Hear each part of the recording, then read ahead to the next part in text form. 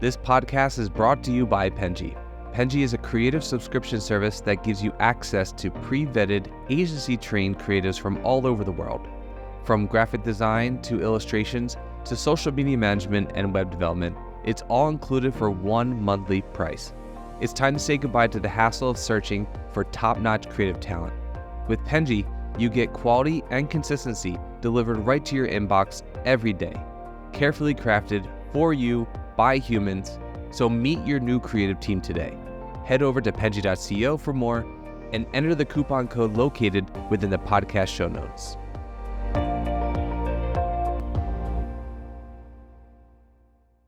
Alrighty, hello everyone, and welcome to the Fully Managed Podcast, the podcast where we discuss marketing and business tips to help assist you on your business journey. I'm your host, Shannon, Penji's partnership coordinator, and I'm joined here today with a very special guest, Corinne Fisher from Purely Digital Marketing. Thank you so much for coming on with me today. I really appreciate it. Thanks, Shannon. I'm happy to be here. Thank you. So could you start by telling us a little bit about yourself, kind of how you got to this point in your career and everything that you think is important in between? Sure, absolutely. I started my agency almost 7 years ago now, and I had always wanted to own my own business. I just wasn't really sure what that was going to look like. Uh, since I was 16, I've been kind of playing around with website design and development, and this is back when there were not any drag and drop builders. So I was, coding it, HTMLing, all that fun stuff back then, and got a corporate job right out of college. I worked there for about 2.5, 3 years and decided corporate life was not for me. I did not want to be in a cubicle. Hated every single minute of it. Um, I left that job and took a job at a startup company where I was literally their only employee, but my job was to sell the software that they had built.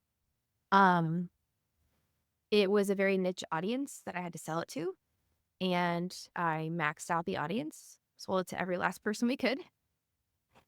And I knew it's a great thing, but I knew that my days were limited because there was no one left to sell the software to. That makes a lot of sense. Yeah. And so sure enough, I got laid off and I was pregnant with our second daughter at the time. Um, but at that time I felt very at peace with what had happened, and I felt like God was closing one door and opening another. So I took that as an opportunity to go full force with my agency, and ever since then we've been growing year on year. We now have a team of 12, and we have served hundreds of clients, and I'm just loving every minute of it. I think that's incredible. It's really nice to be able to see that, good things can come from bad things. I don't like to consider anything really bad, but because there's always opportunities that come from that. But it's really nice to know that that was the way that you saw it as well. Yeah, absolutely. So it's good that you were able to do that. And creating your own agency and having it for this long is definitely a very difficult feat. So I commend you for being able to get to this point.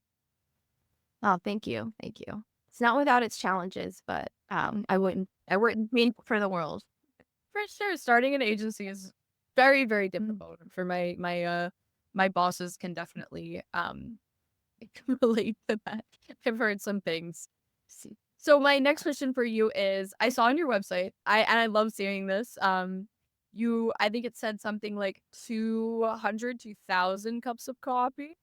What is Obviously, that's a made-up number because who counts their cups of coffee? But that would be kind of crazy, but very marketing coordinator of someone's. I've seen someone.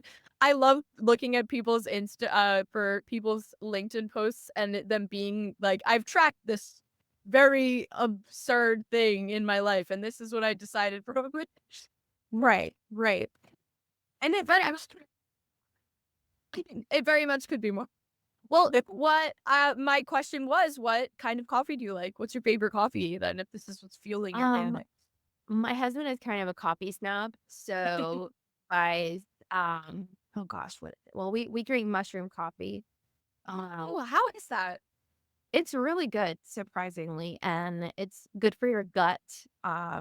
as well. So yeah, we drink mushroom coffee, and then occasionally we'll drink another brand. I can't think of what it's called right now, but it's very, very easy on the stomach too, and it's half calf. I can't go full calf, or I will have the shakes.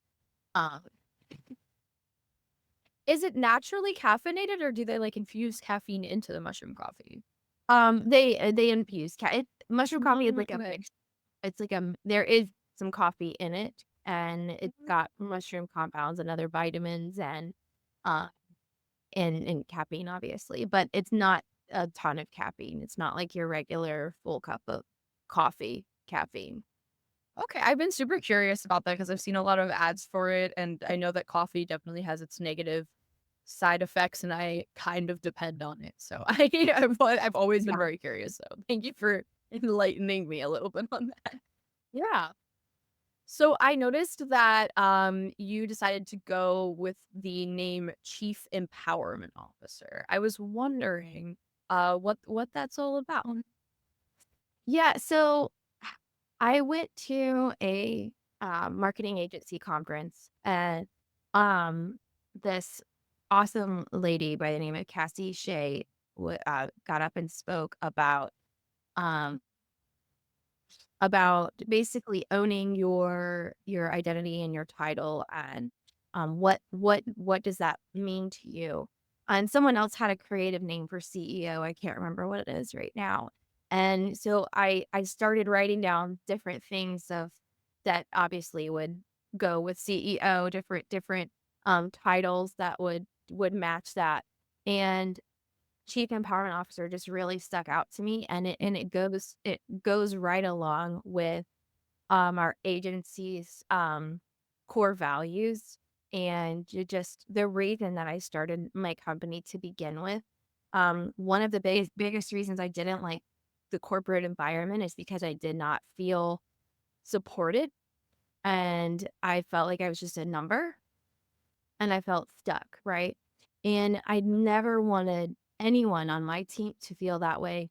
And my goal has always been to empower people, empower my team, empower my clients, and always do the right thing by them. So that really stuck out to me, and I kind of ran with it, and I love that. I don't know, I just love that too.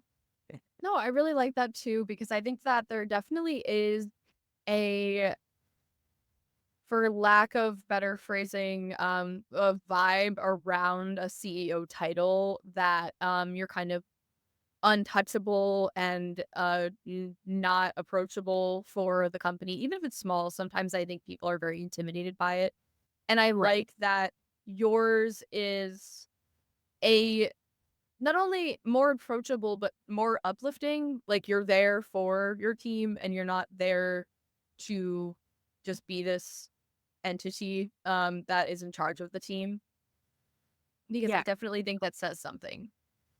Yeah, exactly, exactly. Yeah, we encourage we encourage questions, we encourage openness, honesty. I never, like you said, I never want to feel unapproachable. No, that's good. I think that's really important for an agency's success because you're only as successful as your team is. And I think that when people feel encouraged and supported, it's much more likely to have that, not only an environment setting yourself up for success, but something that you enjoy going to work to every day. It Yeah. feels less like work when you're enjoying it. Exactly. Exactly. No, of course. So I noticed that you have you mention the medical field specifically on your website. Do you have kind of a niche for this, or is this just something that you kind of specialize in? Yeah, so we work with a lot of body contouring at wellness clinics and med spas. Um, and so we understand the regulations associated with that those industries specifically. So we are able to really serve those industries. We've worked within multiple different um, niches and industries, from law to home services to medical. But we specifically like to call out that one because it does come with its regulation challenges. And we understand those and we know how to navigate them. Okay, could you give an example of what some of these things are, Yeah, if you absolutely. have them off the So top of your head? yes. So Facebook, for example, if you're advertising weight loss services, they actually don't like you to use the term weight loss at all.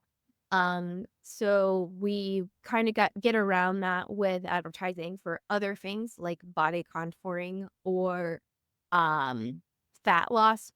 I mean, it's literally the same thing, but Mhm. Facebook is okay with you saying fat loss, not weight loss.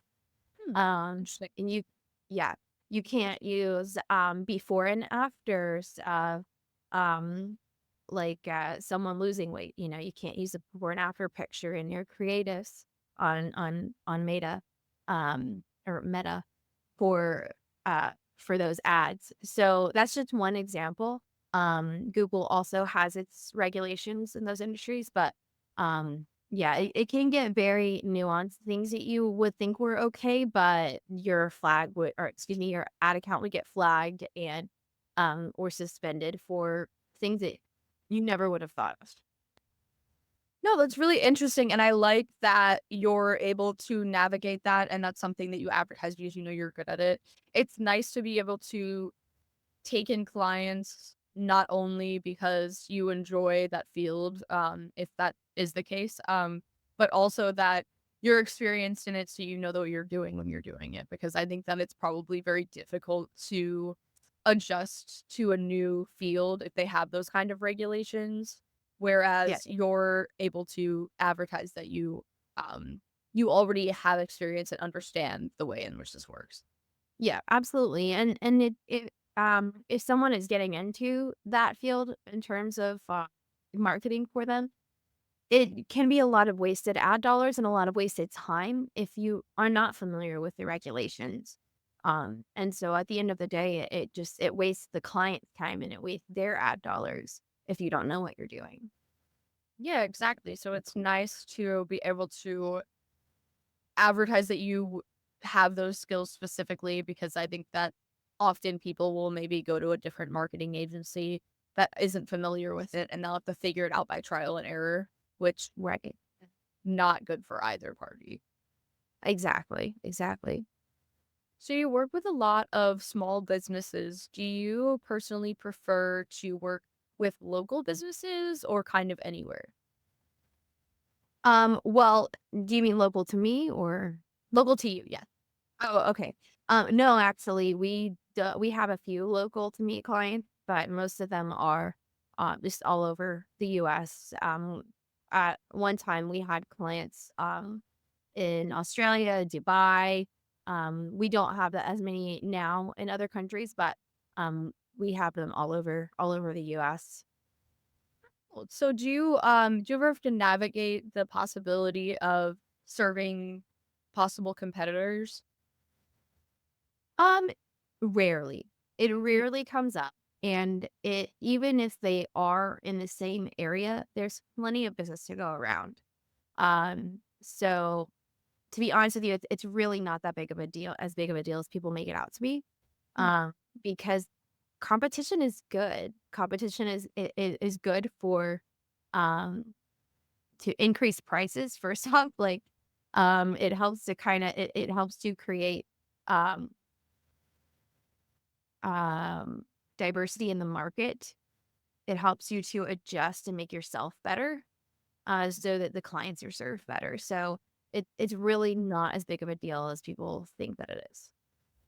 That's interesting. I do always like to ask that for people that work with small businesses more regularly, because I do hear sometimes that especially working locally, I think it must be much different, especially if you're only working locally, then competitors are Mhm. maybe more pressing than in a bigger industry. Of course, a law office in two different states are probably not going to conflict really. Yeah. But I'm always curious about it because I do hear that that is something that marketing agencies run into trouble sometimes, but I think that's more when you're specifically locally based. Yeah. Now it would, you would, if you started having like, if I started having painters 3, 4 painters in the same area reach out to me, and want to do business, then at that point it'd be like, okay, this is getting a little complicated because then you're bidding against each other if we're running Google ads, for example. Um, but yeah, because we are so diversified across the US, we rarely run into that. Okay. Have you run into it in the past where you had to do something differently? Um, it has only come up where I've maybe had 2 clients in the same area that served the same city. And, in that sense, it's still not a big deal because even on Google, there's, one of our primary services that we offer is, local SEO, getting people into the Google Map Pack, right? So there's 3 spots there. There's 3 spots available in the Google Map Pack. And so if we have two clients serving the same areas, we're able to get both of them right in that map pack. So it really has not been an issue. Okay. So actually speaking of that, the Google Maps takeover program. I would love to hear more about that because that was something that interested me that I haven't really heard of before. Yeah. So with our SEO services, we take a Google Maps first approach. And what that means is we recognize that for local businesses, one of the primary drivers of phone calls and website visits and revenue is Google and the Google Map Pack specifically, because people use that to read reviews. They use that to click to call, click to visit your website. And that is consistently shows up as the first source of traffic for all of our clients, unless they're running Google ads and spending a ton on Google ads, right? We push local SEO as a very important piece of your digital marketing effort because you don't want to have to continue to pay thousands to Google forever. And if you can show up organically more often, that is going to be provide one of the largest return on investment for digital marketing efforts specifically. No, that makes perfect sense. It's kind of more unique to like a more unique approach than I've heard of um outside of this because I think that a lot of people focus on Google ads in the way that you were mentioning where I guess it's not more organic where and you're wasting money in that kind of way. So I think that that's really interesting. And when I do think about it, that is kind of how I look into my own local businesses. So it makes a lot of sense that that would be where you'd want to be searched for. Exactly. Exactly. Yeah. If you don't already know who you're going to go to or who you're going to use for specific service, what do? You usually go to Google and read those reviews. So what are the elements of this pack, so to speak? Like, do you have to think of different is it kind of the same strategy for each business to kind of get the results that you're looking for with the specific thing, or do you have to navigate it differently based off of the business? That's a great question. The process as a whole is the same. The only thing that varies are the keyword and the content. So one of the first things that we do is keyword research, and we're first identifying what keywords are people actually using and searching for our client services. We don't ever want to assume that we know. So we conduct the keyword research first, and we focus primarily on the higher volume keywords that are being searched. So that would be the primary differences, the keyword approach, and then potentially some of the backlinks that we obtain. We want to obtain relevant backlinks to that industry. So we wouldn't want to get a citation from a doctor's third party site for for an HVAC company, for example. Mhm. Um, So those are the primary differences in the strategy, but as a whole, like it's largely the same. Do you ever have a situation where a company wants to be searched for a specific keyword, but it's not something that you think would be successful, if that makes sense? I know Oh, all the I time. what do you do in those situations? Just have a conversation with the client. Usually they're reasonable and they understand. Sometimes it takes them a while to come around to the idea. Usually it happens that they're not getting the results that they want, and I have to go back and tell them, remember when I told you that nobody was searching for these keywords, but they're searching for these other keywords? That's our problem, and it's been our problem. And so can we try it my way now? Um, So yeah, usually they trust us in the beginning, but sometimes it takes a little while to get them to really understand, okay, this is why we do it this way. One example is med spas. A lot of our clients don't like the term med spa. Um, but that is how a lot of people search for them. And that is how a lot of people are actually typing in and looking for those particular businesses. So we have to be strategic and we do actually have to use those keywords. We don't have to use it everywhere. We don't have to like plaster your website with it, right? But we need to be strategic and still work it into our efforts. Um, so yeah.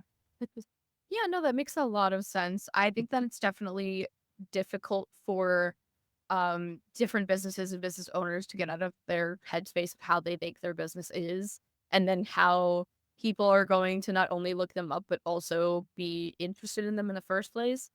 And I think that goes to people's websites as well, where a lot of people that look at their website over and over again aren't looking in the lens of their customers because they're looking at it in the lens of how hard they may have worked on their website.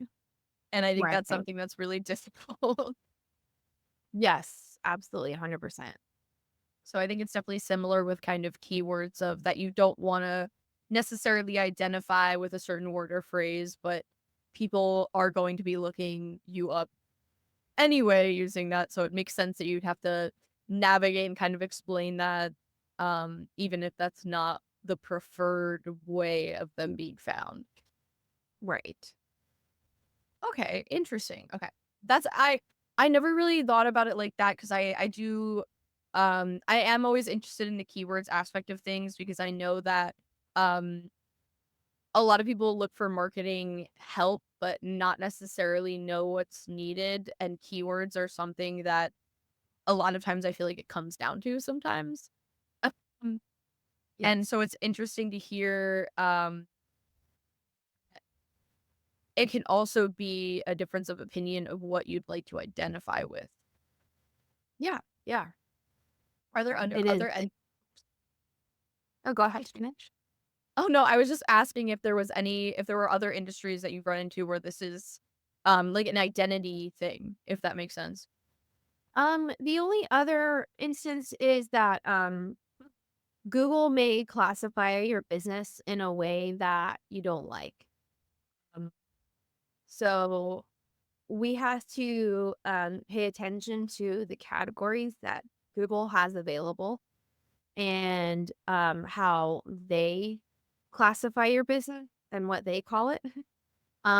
And it doesn't always match the branding or exactly match how the client may want to portray what it is that they do. Um, so that's another instance where we have to be strategic in kind of how we work that into our effort. Um, so one example is we recently had a client that is a Christmas light installation company. Um, and they do Christmas light installations and they also do architectural lighting, outdoor lighting. Um, Google refers to them as a lighting contractor. Okay. And they didn't really like that term, lighting con. contractor. We're so much more than just a lighting contractor. However, we have to work that in to the our content efforts. So we're usually able to navigate it and kind of work in the Google category trickly into their content without it being a main focus. But we still have to work it in somehow. Um, it like I said, it doesn't always match how you want to refer to your business with how Google classifies it. Yeah, no, that definitely adds up. Maybe I'm unfamiliar with it a little bit, but how do you mean by Google classifying you? Like where in the process does that happen where they like that Google comes up with a classification for your business? Yep. So every Google business listing, you have to select a main category, basically what describes your services. Um, that's what I'm referring to. Their main category. You can list a number of different categories. However, you have to select a main category, and that is, believe it or not, one of the biggest ranking factors is selecting the right main category. Yeah. Um, and you also, and in our content strategy, we need that main category listed in the H1 of the homepage. All right. That's where the issue can come into play is where they're like, hey, I really don't want this in my H1. We have to get a little bit creative on the design aspect. But yeah, I'm talking about the GBP main categories. Ah, that's interesting. I never knew that. I love learning. So this is really exciting. I didn't know that there was I don't own my own business, so all I learn from this is talking to people like you who have experiences doing this on the day-to-day. That's one aspect of SEO that I didn't know was a part of the process.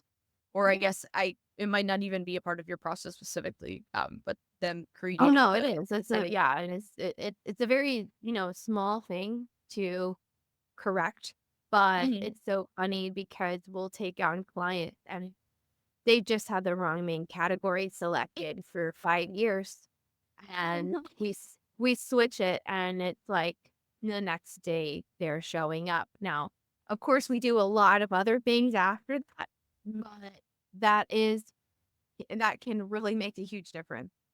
No, it's very interesting something so small can be so critical in showing up on and search results. Oh, yeah. Okay, well that's really cool. I get so excited about learning new things, so that's all that you to be able to know. I just didn't know that. I love I don't love I mean it's definitely detrimental for people that don't know about these certain things, but I think it's really interesting when something so small can be so impactful for certain things, especially the success of a business. It's just very interesting. Yeah. Okay, so now it's time for a little game. This is it.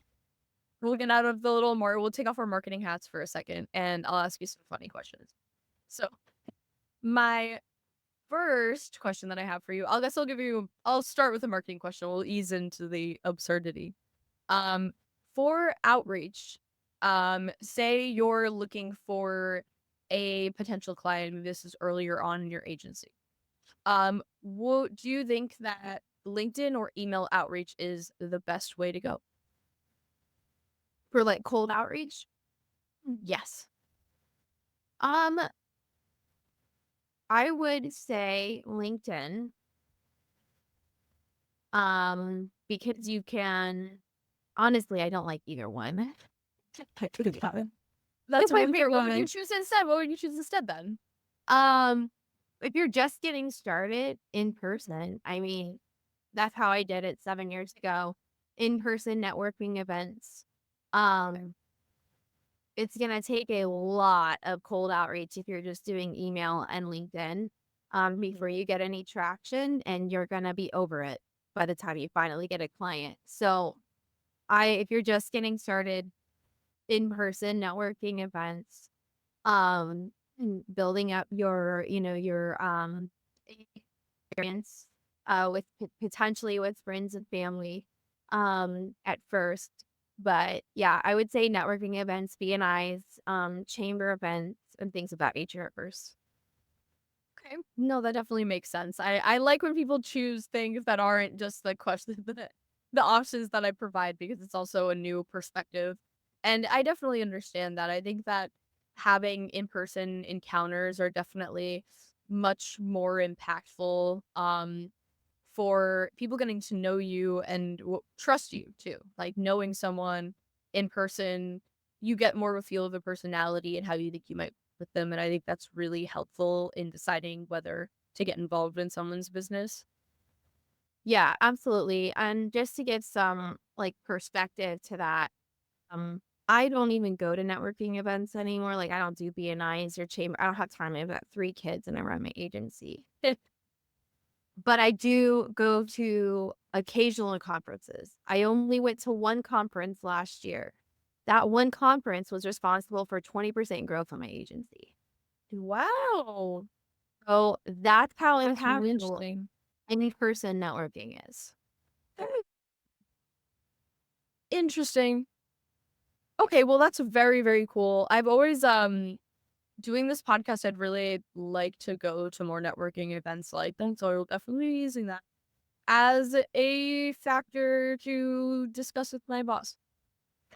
Hopefully. But I think that's really fun. The reason why I like doing the podcast so much is because I really do like talking. Of course, this isn't in person because we are remote, but it's still really nice to be able to get to talk to people face to face and get to know them. I do enjoy that, and I don't get to do that much through email. You don't get to know people as much. Some people are huge personalities through their email, though. I do get some of those sometimes. You can Yes, tell who they are absolutely. by just the way that they talk. Yeah, absolutely. Yeah, but and also I'll recommend conference to you. It's called the Agency Builders Conference in St. Augustine, Florida, where I live. And it's phenomenal. I mean, it's a smaller um, conference, and there's just breakouts, and everyone's just sharing what has worked, what hasn't worked in their agency, and it's a phenomenal way to connect with others, and just it's a really great conference. I recommend it to anyone in the digital world. That sounds incredible. I'd really like to get involved in that. I'll look that up immediately after this, probably. Yeah, so thank you so Yeah. much. Okay, one last question. I'll ask you something fun. Okay. How many eggs do you think you can eat in a waking day? Okay. It was like, say it was like a competition. Like the regular any I mean, they can be any style. They just have to be egg I don't know, in a day? in a day. Oh. I don't know, maybe 30 before I got sick. That's awesome. Okay, I put a very wide range of answers for this. I love this question because it's just so silly. Um, I'll get sometimes I'll get like 5, and I'm like, okay, are you really trying? And then I'll get like 8 dozen, and I'm like, yeah, I think you just die from that. Like that, you'd survive 88 dozen eggs. Well, I mean, I've eaten like probably 5 for breakfast before, so that's not a big deal. But I was thinking a whole day. Yeah, I don't know. Probably 30 would be my limit before I was burping them up. That's a reasonable number, to be honest. I think it's I think you're pushing yourself a little bit, but it's not too out there. Right, right. Well, I appreciate your honesty with that answer. Thank you for entertaining me with answering my absurd questions as well. This was a fun note to end on. We unfortunately a little over time, but I really appreciate you coming on with me and teaching me a lot. I actually really did learn a lot from this, so I'm really excited to be able to not only give that knowledge to our audience, but also be able to factor it into what I do every day too. Awesome. Thank you, Shannon. I really enjoyed being on, and I hope someone was able to learn something from us. They definitely do. If I did, I'm sure that they did as well. So thank you so Yes. much. I really appreciate it. And for everyone at home, don't forget to like and subscribe to hear and learn more from this podcast. I really appreciate it. Thank you. You've been listening to Fully Managed, brought to you by Penji. Check out the show notes to learn more about today's guest, and to learn more about Penji, the human-first creative subscription service, head over to penji.co. And by the way, if you're still listening, it would mean the absolute world to us if you were to share this podcast with a friend, and of course, subscribe.